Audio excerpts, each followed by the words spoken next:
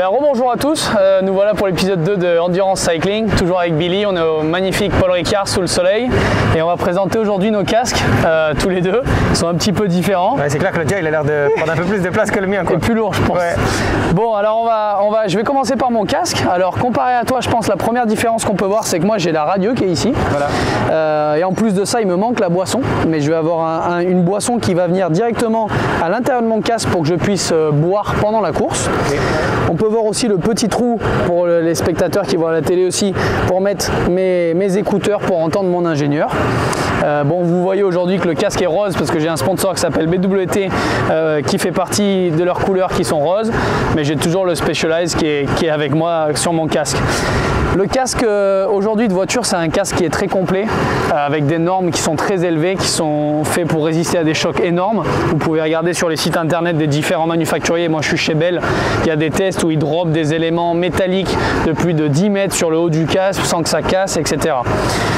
Les casques aujourd'hui de voiture, je pense à différent avec un casque de vélo, c'est très cher. Aujourd'hui un casque comme ceci sans la peinture, ça vaut plus de 4 000 €. Okay. Et la peinture, il faut rajouter encore 1 500 €, plus le design d'Adrien Pavio, ça c'est 5 000 € en plus. Non, je rigole. Mais non, donc voilà pour mon casque. En plus, avant de te passer la parole, Billy, je vais vous montrer un autre outil du sportif de haut niveau, en tout cas du pilote. On va enlever les mousses de protection, ça s'appelle le Hans. Aujourd'hui, ça c'est le dernier modèle Featherlight de chez Stand 21 qui fait, tu peux regarder à mon avis, 100 grammes, ouais. Qui est très très léger. En fait, ce système-là, il va venir pour permettre d'éviter le coup du lapin. Donc ce système, vous pouvez voir sur les casques, bon, on va faire comme ça, il y a des attaches qui sont ici. Je vais l'attacher d'ailleurs. À quoi ça sert? Et ben regarde, ça va être très simple, c'est super facile. Tac, on va attacher des deux côtés. Donc qu'est-ce qui va se passer? D'ailleurs on va faire quelque chose, je vais le mettre, ça sera plus simple pour expliquer. Alors, donc le casque, une fois qu'on le met, donc bien sûr normalement il y a la cagoule, mais tout à l'heure quand tu t'es mis dans la voiture Billy, je sais pas si on m'entend toujours bien, tu m'as dit, avec les ceintures, on voyait quand tu essayais de t'attacher. Donc en fait, les deux ceintures vont venir s'appuyer sur ce Hans, okay. Et le Hans, il va plus bouger. Imaginons, j'ai un choc, donc je suis dans la voiture, je suis comme ceci. Ça, on va dire que c'est solide, donc je le tiens, hein, mais c'est les ceintures. Pendant le choc, normalement, ma tête va aller vers l'avant, et on peut le voir de côté. Les sangles vont venir se tendre.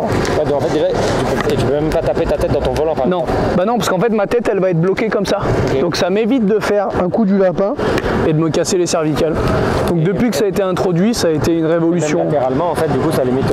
Latéralement un peu moins, mais c'est surtout pour éviter. De gauche à droite aussi ou même. Non, okay. Tu vois, j'ai pas trop de limitation. Tu peux regarder dans ta voiture, parce que tu es vraiment libre de tes mouvements. On est moins libre parce qu'on sent bien sûr qu'on est attaché par deux laisses entre guillemets, mais en tout cas, ça a été un grand apport de sécurité depuis que ça a été mis. Je sais pas en quelle année, il faudra voir avec Laurent Mercier qui doit savoir bien mieux que moi. Mais depuis, moi j'ai toujours roulé avec un Hans. Mon père c'était pas forcément le cas, mais ça a été un grand improvement pour éviter les fractures des cervicales. Donc parle-nous un peu du tien maintenant. Alors nous le casque il a 3 points clés. Déjà le premier point clé c'est la sécurité, parce que nous on n'a pas la voiture qui peut nous protéger, qui peut aussi causer des dégâts mais qui peut aussi nous protéger en cas d'accident. Exactement. Donc nous le casque il va venir en contact directement avec le sol. Ouais. Donc là on a une première technologie brevetée chez nous, c'est qu'on a une structure en aramide en fait. D'accord. Qu'on peut pas casser, qu'on peut pas couper, et en fait qui fait que même si les morceaux de polyuréthane du casque viennent à être abîmés par un choc, le casque il va rester en une seule pièce, quoi. C'est pas possible que le casque vienne s'ouvrir en deux, qu'il y ait un élément qui parte à gauche, un élément qui parte à droite, et que la tête du cycliste se retrouve en contact avec le sol. C'est vrai qu'on n'a pas précisé, nous notre casque est exclusivement en carbone, hein, de fibre de carbone. Alors vous, c'est les matières pour du coup. Donc les fils c'est de l'aramide. D'accord. Et après on a une structure injectée en polyuréthane. D'accord. Parce que nous on a besoin d'avoir un casque qui est super léger. Eh oui. Parce qu'en fait déjà au niveau chaque fois qu'on prend un choc sur son vélo, qu'on va passer dans la trou, il faut le poids du casque c'est assez important. Ouais. Il faut aussi qu'il soit hyper ventilé. Parce que c'est le seul moyen qu'on a de rafraîchir la tête du cycliste. Bien sûr. Donc ici sur ce modèle on a des zones où les fils d'aramide ils sont apparents. Pour qu'il y ait vraiment en fait l'air qui circule un maximum dans le casque. Donc, c'est ce qu'on appelle c'est un casque S-Works, Prevel 2, et c'est une version Vent. Donc c'est une version hyper ventilée, vraiment pour que le cycliste il ait un maximum d'air frais au niveau de la tête, parce que quand on est en surchauffe, c'est comme ta voiture en fait, ça nuit énormément à la performance. Donc je le moteur il dépasse une certaine température, il fonctionne moins bien. Exactement. Et le coureur il va avoir le même problème. Donc ensuite on a une autre technologie à l'intérieur. C'est quelque chose qui est assez récent dans les classes de vélo, c'est ce qu'on appelle MIPS. Donc en fait, entre la partie, donc le maintien occipital qui vient s'attacher derrière ma tête et qui maintient mon casque, et le restant des supports qui viennent en contact avec ma tête, en fait il y a une capacité de rotation. Il y a une capacité de rotation entre les deux. D'accord. En fait, c'est comme si j'ai la capacité de faire bouger un peu mon cuir chevelu sur ma tête. D'accord. C'est exactement la même chose. Alors ça va faire quoi? Ça va absorber les impacts, surtout les impacts en rotation. Quand le casque va venir sur le bord de la route par exemple, ou venir en contact avec quelque chose et que la tête va tourner, la tête peut vraiment venir tourner autour du casque. Ça minimise énormément les impacts qui sont transmis du coup à la tête du coureur et ça permet vraiment de diminuer tout ce qui est trauma crânien en fait. D'accord. Ensuite, on a donc le casque se règle, le maintien occipital se règle pour vraiment venir se positionner parfaitement sur la tête du coureur. Donc nous, on a comme toi une jugulaire qu'on vient régler au niveau du casque pour bien le tenir. Et après, on a une autre technologie qu'on appelle NG. Ok, top. Donc ça, c'est un petit capteur en fait qui mesure au cours du ride toutes les informations au niveau du casque. Et à partir d'un certain niveau de choc, il est capable de savoir si c'est un choc dû à la route, à la pratique du VTT, à un saut, n'importe quoi, ou si c'est une chute. D'accord. Et donc il est soit connecté à ton téléphone portable, soit connecté à ton compteur de vélo. Et en fait, il va, au bout d'un moment, tu peux paramétrer entre 15 et 30 secondes. Tu as un message d'alerte qui te demande si tout va bien. Et si tu dis, tu n'appuies pas sur le bouton pour dire que tout va bien parce que tu as perdu connaissance, parce qu'il t'est arrivé quelque chose, ça va automatiquement envoyer ta position au contact clé que tu auras mis dans ton application. Du coup, ce système va permettre, si tu fais du vélo tout seul, de prévenir les gens potentiellement que tu as eu un accident et surtout, ils vont savoir où tu es. Ils vont pouvoir essayer de te contacter. S'ils n'arrivent pas à te contacter, ils vont pouvoir déclencher les secours. Et ça, c'est top pour les personnes comme moi qui vivent dans un pays étranger où je suis un peu seul, entre guillemets. C'est vrai que je l'ai sur mon casque et je m'en sers pas et c'est vraiment dommage quand tu me l'expliques comme ça parce que c'est une technologie qui est vraiment, et encore qui est novatrice de la part de Specialized. Bon, bien sûr, je suis ambassadeur donc je donne les bienfaits de la marque, mais c'est vrai que c'est une marque qui a amené beaucoup de nouveaux concepts depuis en tout cas les 5 ans que je suis. Et à chaque fois, ils amènent quelque chose de vraiment très intéressant et ce système-là est vraiment top, hein, franchement. Si on refait les points, la sécurité, la ventilation, un poids minimaliste, on est sur un poids de casque à 230 grammes. Alors que nous, tu vois, on est à 1,2 kg, 1,3 kg.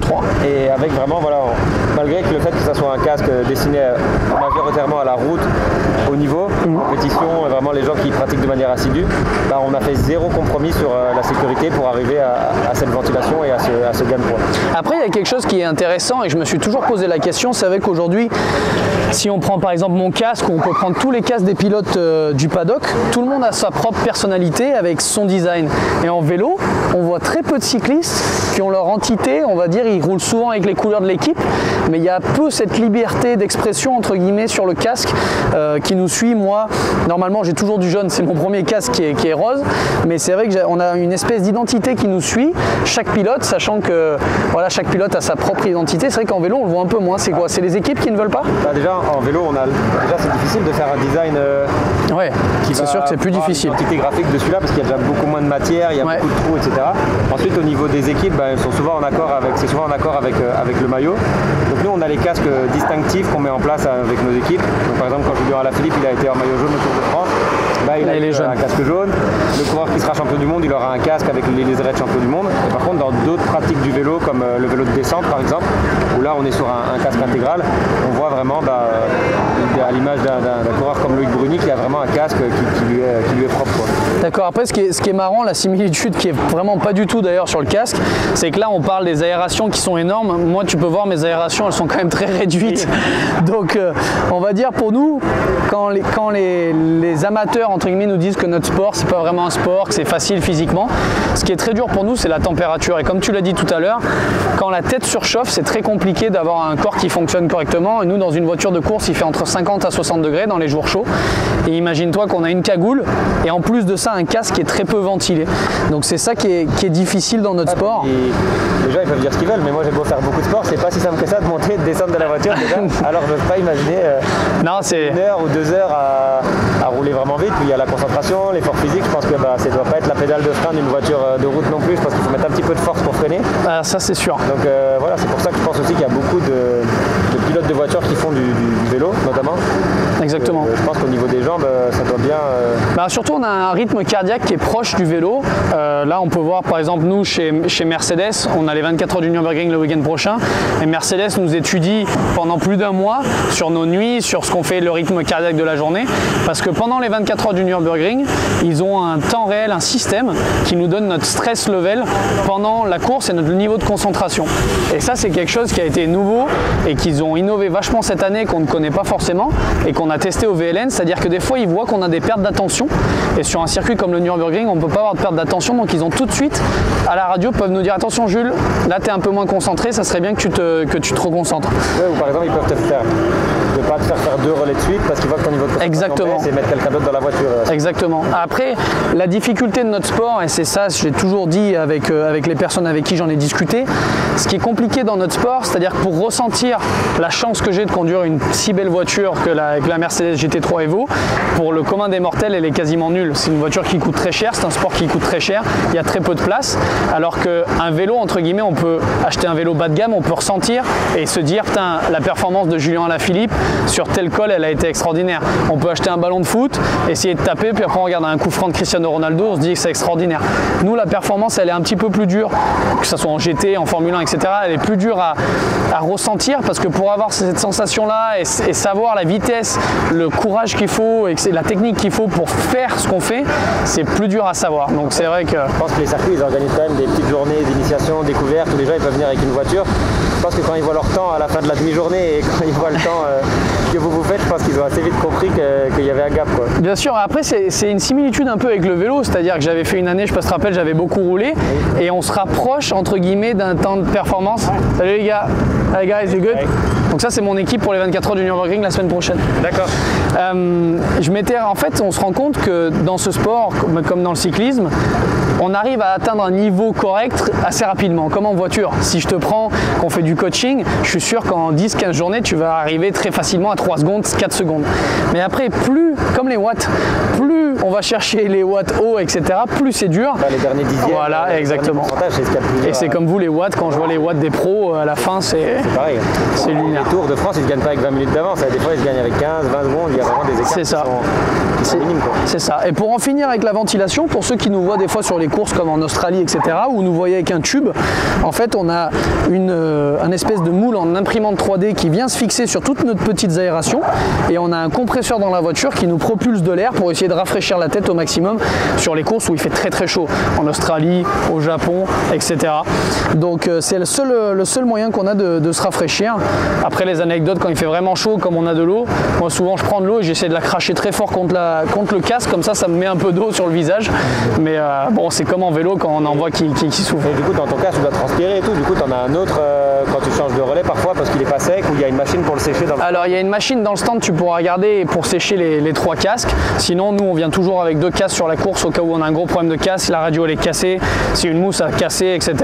Comme ça, on est sûr d'avoir une safety. Et la visière, du coup, tu t'en sers pas, tu as 2 couleurs pour rouler le jour, la nuit. Alors, il y a plusieurs couleurs. Moi, je fais partie des pilotes qui roulent toujours en GT la visière ouverte. Donc, en fait, qu'il y ait une visière ou pas, ça me change rien parce que je la vois pas. Mais il y a des pilotes qui roulent visière fermée. Dans ce cas-là, les pilotes qui roulent visière fermée la nuit, ils vont mettre une visière très claire. Même si tu vois que celle-ci, on voit quand même bien à l'intérieur de mon casque. Donc, c'est une visière qui est quand même déjà très claire. Ça n'a pas un intérêt. Parfois, les verres, ils pourraient ressortir le contraste, ressortir les détails ou des choses comme ça. Alors, pendant la nuit, tu as raison. Moi, j'ai des lunettes qui sont faites avec des verres spéciaux, avec des verres jaunes, pour essayer de voir plus de contraste. Mais c'est vrai que sur les visières, c'est fait, mais c'est beaucoup moins utilisé. Okay. Donc voilà. C'est pour l'échange, Jules? L'échange, je sais pas, mais en tout cas, on en a discuté. On a bien discuté, c'était cool. Bon, voilà. Bon, j'espère que vous avez apprécié. Vous voyez un petit peu les différences. C'est vrai que la différence de taille est déjà quand même colossale. Et puis la technique qui est dedans, elle est différente, mais ça revient toujours à la même histoire, c'est-à-dire la sécurité. Et on voit qu'au fil des années, il y a des inventions qui ont été faites en vélo et en sport automobile pour essayer d'avoir une sécurité des pilotes renforcée. Et ça nous sert à tous. Donc voilà. On va dire c'est sorti couvert quand même. Exactement, sortez couvert. Voilà. Merci à tous. Merci.